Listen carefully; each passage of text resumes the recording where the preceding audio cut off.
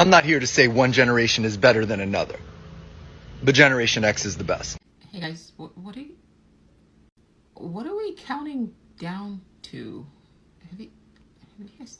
Okay, so before I respond to this comment, I want to briefly explain my last video. So the naming of generations is a relatively recent phenomenon. It actually only just started in the 20th century. For those of you who don't know, here's a quick overview of the full list of generations starting from the year 1890. The first generation to be named was called the Lost Generation, which is compiled of people who were born in the year 1890. The Interbellum Generation was born in 1901. The so-called Greatest Generation was born in 1910. The Silent Generation was born in 1925.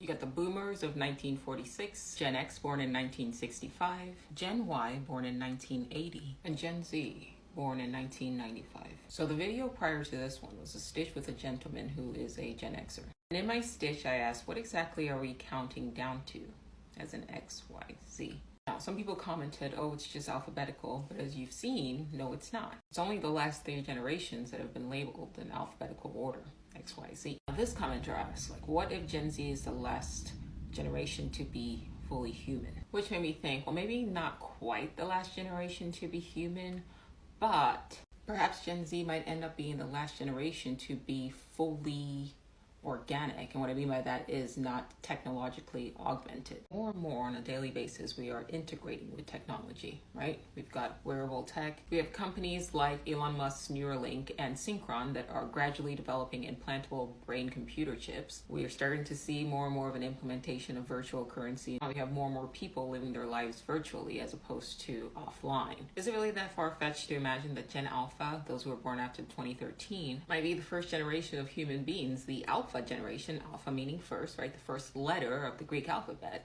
that becomes fully integrated or enmeshed with technology, with AI, or globally connected via computer brain interfaces, right? Like look at everything that's going on now and then project yourself 50 years into the future.